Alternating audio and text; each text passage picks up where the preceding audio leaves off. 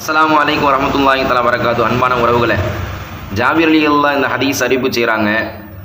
ரசூலுல்லாஹுடைய சபையில் நாங்கள்லாம் உட்கார்ந்துருக்கும் பொழுது ரசூலுல்லாஹி ஸல்லல்லாஹு அலைஹி வஸல்லம் சொன்னாங்க, சொர்க்கவாசிகள் சொர்க்கத்தில் நல்லா சாப்பிடுவாங்க, பானங்களை பகிர்வாங்க, குடித்தாலும் சரி சாப்பிட்டாலும் சரி அவர்கள் உடம்பிலிருந்து எந்த ஒரு மலம் ஜலமும் வராது என்பதாக பெருமானார் ஸல்லல்லாஹு அலைஹி வஸல்லம் சொன்னாங்க.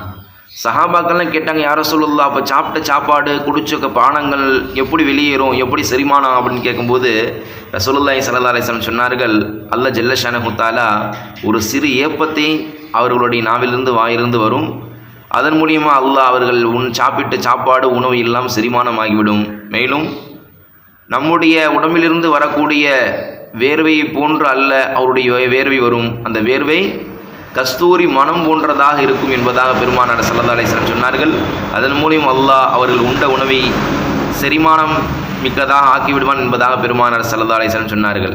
அதோடு மட்டுமல்ல, எப்படி நம்முடைய இதயம் இயங்குவதற்கு சுவாசம் மூச்சுக்காற்று அவசியமோ இறையருளால், அதே போல அவருடைய நாவுகள் எப்போதுமே அல்லாஹ்வுடைய தஸ்பீகை கொண்டும் அல்லாஹ்வுடைய திக்ருகள் தஹ்மீது புகழை கொண்டு புகழ்ந்து கொண்டே இருப்பார்கள், புழங்கிக் கொண்டே இருப்பார்கள், நாவுகள் இயங்கிக் கொண்டே இருக்கும்.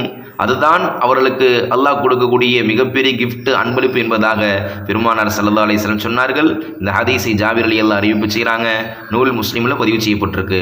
அல்லாஹ் ஜல்ல ஷானஹு தஆலா நம்ம எல்லாம் சொர்க்கவாசிகளாக அல்லாஹ் ஆக்கியல் புரிவானாக. நாம் செய்யக்கூடிய அமல்களை அல்லாஹ் முழுமையான முறையில் பொருந்தி கொண்டு அல்லாஹ் நாயகி ஸல்லல்லாஹு அலைஹி வஸல்லம் அவர்களோடு சோனம் செல்லக்கூடிய, அவர்களோடு பணிவிடை செய்து ரசூலுல்லாஹ்வோடு வாழக்கூடிய பாக்கியத்தை அல்லாஹ் தந்தல் புரிவானாக. வாஹிரு தஅவானா அல்ஹம்துலில்லாஹி ரப்பில் ஆலமீன்.